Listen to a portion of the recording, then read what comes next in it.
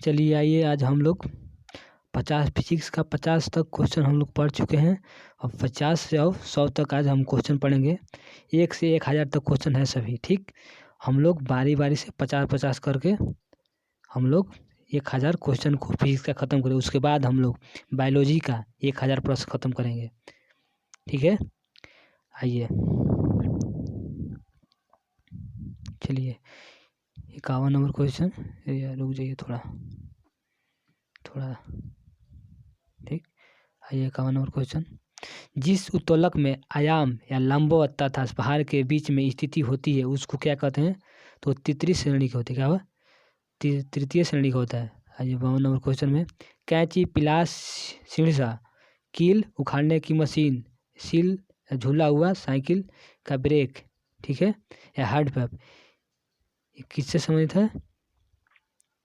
तो ये प्रथम श्रेणी का है, ठीक है। आइए प्रथम श्रेणी का है।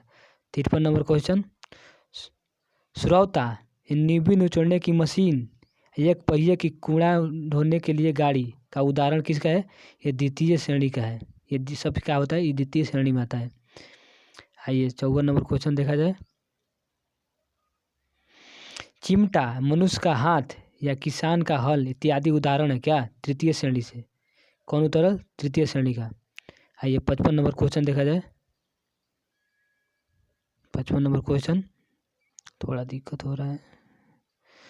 पहाड़ पर जमा पानी, छत पर खड़ा लड़का, कसी हुई डोरी, तनी हुई गुलेल या घड़ी की चाबी, ये सभी क्या है? स्थिति ऊर्जा है, क्योंकि ये स्थिति में ऊर्जा में है अभी। आइए आगे क्वेश्चन नंबर 56। क्वेश्चन नंबर 56 देखा जाए। स्थिति ऊर्जा बराबर होता है द्रव्यमान गुणे गुरुत्वीय त्वरण गुणे ऊंचाई, या G बराबर mgh होता है इसका फॉर्मूला। चलिए 57 नंबर क्वेश्चन देखा जाए। निर्वात में प्रकाश की चाल कितना होता है? जो निर्वात में है प्रकाश की चाल कितना होता है? तो 3 × 10⁸ मीटर प्रति सेकंड। आइए 58 नंबर क्वेश्चन, कार्य एवं ऊर्जा का ऐसा ही मात्रक क्या होता है? जो कार्य और ऊर्जा का ऐसा ही मात्रक क्या होता है आपका? तो जूल होगा। चलिए 59 नंबर क्वेश्चन, किसी वस्तु पर लगाया गया बल की दिशा में प्रत्येक वस्तु के विस्थापन के गुणनफल को क्या कहते हैं? जिसको कार्य कहते हैं। तो कार्य बराबर क्या होता है? फॉर्मूला है आपका, कार्य बराबर बल गुणे विस्थापन। आइए 60 नंबर क्वेश्चन में देखा जाए। यदि F बल है तथा विस्थापन S के बीच थीटा कोण बनाया जाता है तो कार्य का बराबर क्या होगा? तो इसका क्या होगा? W बराबर F × S cos थीटा होगा। चलिए 61 नंबर क्वेश्चन देख लिया जाए। m द्रव्यमान की वस्तु v वेग से गति m द्रव्यमान की वस्तु v वेग से गति होती है तो उस ऊर्जा को क्या कहते हैं? तो ऊर्जा को k जैसे कि इसका फॉर्मूला है k बराबर 1/2 mvx²। अब संवेग के देख लिया जाए। 62 नंबर, संवेग एवं गति ऊर्जा में संबंध की बताइए। k बराबर px²/2m, जहाँ p बराबर mv होता है। आइए 63 नंबर क्वेश्चन, यदि ऊर्जा को वैद्युत ऊर्जा में कौन परिवर्तन करता है? जो यांत्रिक ऊर्जा है उसको वैद्युत ऊर्जा में कौन परिवर्तन करता है? तो डायनेमो करता है। कौन करता है? डायनेमो। आइए 64 नंबर क्वेश्चन, विद्युत ऊर्जा को यांत्रिक ऊर्जा, जो विद्युत ऊर्जा है उसको यांत्रिक ऊर्जा में कौन परिवर्तन करता है? तो विद्युत मोटर करता है, ठीक है। आइए 65 नंबर क्वेश्चन, ऊष्मा ऊर्जा को यांत्रिक ऊर्जा में कौन परिवर्तन करता है? जो ऊष्मा ऊर्जा होता है उसको यांत्रिक ऊर्जा में कौन परिवर्तन करता है? तो इंजन करता है। कौन? इंजन। आगे नेक्स्ट क्वेश्चन 66 नंबर क्वेश्चन देखा जाए। प्रकाश ऊर्जा को विद्युत ऊर्जा में कौन परिवर्तन करता है? जो प्रकाश ऊर्जा है उसको विद्युत ऊर्जा में कौन परिवर्तन करता है? तो फोटो इलेक्ट्रिक सेल। कौन? Photo electric cell. आइए 66 नंबर क्वेश्चन, रासायनिक ऊर्जा को प्रकाश एवं ऊष्मा ऊर्जा में कौन परिवर्तन करता है? जो रासायनिक ऊर्जा है उसको प्रकाश एवं ऊष्मा ऊर्जा में कौन परिवर्तन करता है? तो मोमबत्ती करता है। कौन? मोमबत्ती। आइए 68 नंबर क्वेश्चन, यांत्रिक ऊर्जा को ध्वनि ऊर्जा में, जो यांत्रिक ऊर्जा है उसको ध्वनि ऊर्जा में कौन रूपांतरित करता है? तो सितार है।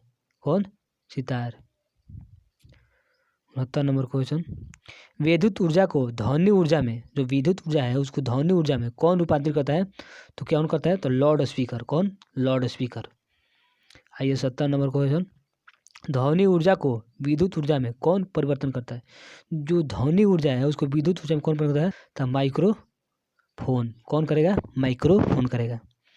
आइए 71 नंबर क्वेश्चन, पौधों में प्रकाश संश्लेषण के दौरान ऊर्जा का रूपांतरित किस रूप में होता है? जो पौधों में प्रकाश संश्लेषण के दौरान ऊर्जा का रूपांतरित किस रूप में होता है? तो सौर ऊर्जा का रासायनिक ऊर्जा में। किसमें होता है? सौर ऊर्जा को रासायनिक ऊर्जा में। आइए 72 नंबर क्वेश्चन देखा जाए, विद्युत ऊर्जा का परिवर्तन ऊष्मा ऊर्जा में कौन करता है? तो आपका क्या करेगा? विद्युत मोटर करेगा। चलिए 73 नंबर क्वेश्चन, सूर्य ऊर्जा के केंद्रीय भाग को, जो सूर्य ऊर्जा के केंद्रीय भाग या कोरोना का तापमान कितना होता है? 1.5 × 10⁻7 होता है। फिर से इस क्वेश्चन को देख लिया जाए ध्यान से। सूर्य के केंद्रीय भाग या क्रोड का तापमान कितना होता है? तो 1.5 × 10⁻7 होगा। केल्विन में आएगा ये, आपका क्या होगा? तो केल्विन में होगा। चलिए 74 नंबर क्वेश्चन देखा जाए, अरे कैसे हो जा रहा है ये? तो 74 नंबर क्वेश्चन आपका ना, 74 नंबर क्वेश्चन, आइए सूर्य के केंद्रीय भाग का दाब कितना होता है? ठीक है, जो सूर्य के केंद्रीय भाग का दाब कितना होगा? तो 2 × 10⁻16 न्यूटन प्रति मीटर स्क्वायर। कौन होगा? न्यूटन प्रति मीटर स्क्वायर। चलिए 75 नंबर क्वेश्चन, सूर्य द्वारा ऊर्जा किस रूप में निकलता है? जो सूर्य द्वारा ऊर्जा किस रूप में निकलता है? तो विद्युत चुंबकीय तरंग है, या इसे सौर विकिरण भी कहते हैं। चलिए 76 नंबर क्वेश्चन, सूर्य द्वारा एक सेकंड में कितना ऊर्जा निकलता है? तो आइए देखें हम, 3.86 × 10⁻26 जूल निकलता है। आइए 77 नंबर क्वेश्चन, किसी वस्तु का वेग दुगना करने पर गति ऊर्जा उसका क्या होगा? कोई भी वस्तु है उसका वस्तु का वेग में अगर गति ऊर्जा, ये फिर से, किसी वस्तु का वेग को दुगना करने पर उसका गति ऊर्जा क्या होगा? तो आपका 4 गुना हो जाएगा। चलिए 78 नंबर क्वेश्चन, किसी वस्तु का द्रव्यमान दुगना होने पर भी गति ऊर्जा क्या होगा? उसका दुगना ही होगा। आइए 79 नंबर, किसी वस्तु का संवेग दुगना होने पर गति ऊर्जा क्या होगा उसका? तो 4 गुना हो जाएगा। क्या होगा? 4 गुना। आइए 80 नंबर क्वेश्चन, द्रव्यमान ऊर्जा का संतुलित होता है। जो क्या होता है? द्रव्यमान ऊर्जा का संतुलित होता है। इस सिद्धांत को किसने दिया था? तो इसको दिया था आइंस्टीन ने। कौन दिया था? आइंस्टीन। इसका फॉर्मूला होता है E = mc²। इसका फॉर्मूला क्या होगा? E = mc²। जो C का मतलब क्या होता है? निर्वात में प्रकाश की चाल। ठीक है, अब निर्वात में प्रकाश की चाल क्या होता है? तो 3 × 10⁸ ना 10⁵ किलोमीटर प्रति सेकेंड। चलिए आगे देखा जाए क्वेश्चन,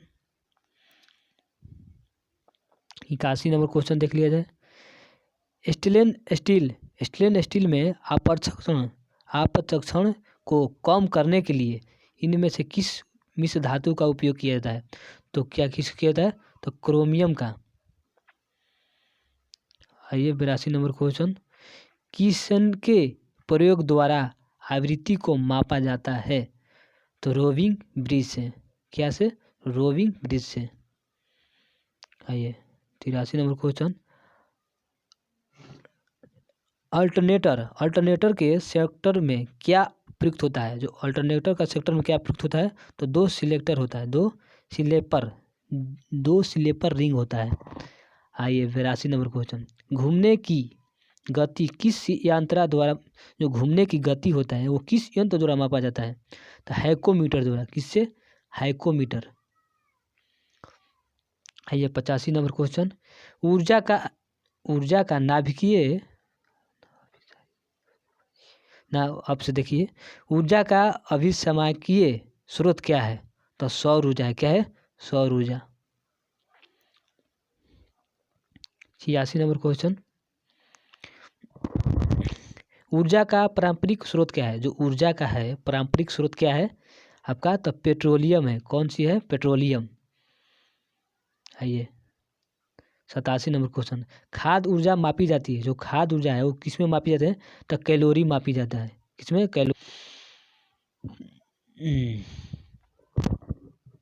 आइए 88 नंबर, किसी वस्तु को अधिक ऊंचाई तक दूरी या तय करने के लिए कितनी डिग्री कोण बनाई जाती है? नहीं, फिर से, किसी वस्तु को अधिक ऊंचाई तक दूरी या तय करने के लिए कितने डिग्री कोण से फेंका जाए? तो इसको 90 डिग्री कोण से फेंका जाए। ठीक है। नेक्स्ट क्वेश्चन 79 नंबर, किसी वस्तु को अधिकतम दूरी तक फेंकने के लिए उस प्रेक्षण को कितने कोण पर ऊपर की ओर प्रक्षेपित करेगा? तो 45 डिग्री। क्वेश्चन होगा 45 डिग्री। इस प्रकार तोप से गोला छोड़ना, जहाज से बम गिराना, इतना ही डिग्री के हिसाब से बोल रहा है। आइए 90 नंबर क्वेश्चन देख लिया जाए, जब साइकिल चालक वक्र पथ पर चलता है तो वह हमेशा क्या होता है? अंदर की ओर झुक जाता है। क्या करता है? अंदर की ओर झुक जाता है। आइए 91 नंबर क्वेश्चन, गुरुत्वाकर्षण का सिद्धांत किसने दिया था? जो गुरुत्वाकर्षण का सिद्धांत किसने दिया था? तो न्यूटन ने दिया था। चलिए 92 नंबर क्वेश्चन,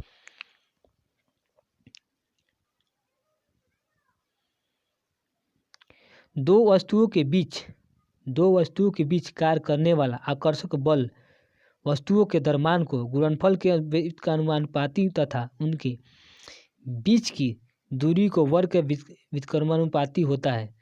तो क्या उसको क्या कहते हैं? तो गुरुत्वाकर्षण का नियम। इसका फॉर्मूला होता है, इसका फॉर्मूला देख लिया जाए, F बराबर G बड़ी G m1 m2 बटा में बड़ी R का स्क्वायर। ठीक है। आइए 93 नंबर क्वेश्चन, गुरुत्वाकर्षण नियतांक बड़ा G का मान क्या होगा? तो 6.67 × 10⁻⁻11 न्यूटन मीटर स्क्वायर प्रति केजी स्क्वायर। आइए 94 नंबर क्वेश्चन, पृथ्वी की सतह से ऊपर या नीचे जाने पर जी का मान क्या होगा? तो क्या हो जाएगा? इसका जी का मान घट जाएगा। चलिए 95 नंबर क्वेश्चन, पृथ्वी के ध्रुव पर जी का मान महत्व तथा विषुवत का मान जी का मान क्या होगा?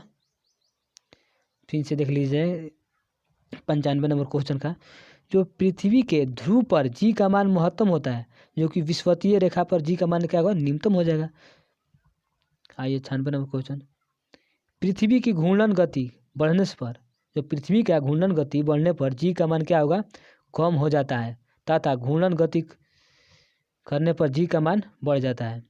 आइए फिर से इसको देखा जाए, जो पृथ्वी का घूर्णन गति बढ़ने पर जी का मान क्या होगा?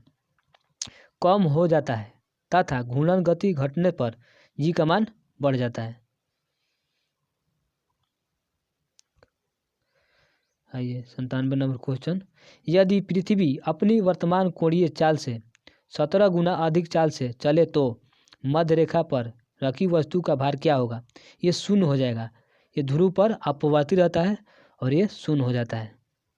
चलिए आगे 98 नंबर क्वेश्चन, पृथ्वी अपनी अक्ष के परिपथ, जो पृथ्वी है अपनी अक्ष के परिपथ घूमना बंद कर दे तो जी का मान क्या होगा? तो आपका जी का मान अधिकतम हो जाएगा, जो ध्रुव के छोड़ के अधिकतम होगा। चलिए 99 नंबर क्वेश्चन, जब लिफ्ट एक चाल के वेग से ऊपर या नीचे गति करती है तो लिफ्ट में स्थित पिंड का भार क्या होगा? इसका क्या अपरिवर्तित हो जाएगा, क्या होगा? अपरिवर्तित हो जाएगा। आज हम लोग नेक्स्ट क्वेश्चन 100 नंबर और लास्ट है। अब अगले वीडियो में हम 100 से 150 तक क्वेश्चन डालेंगे। चलिए आइए, यदि लिफ्ट के नीचे उतरते समय लिफ्ट का त्वरण गुरुत्वीय त्वरण से अधिक हो तो लिफ्ट में स्थित पिंड की स्थिति क्या होगी? तो फर्श से उठकर छत से जाकर टकराएगा। ठीक है, आज के लिए इतना ही। अगले वीडियो में हम लोग 100 से 150 तक क्वेश्चन करेंगे। चलिए, लाइक और सब्सक्राइब आप लोग करते रहिए। यस।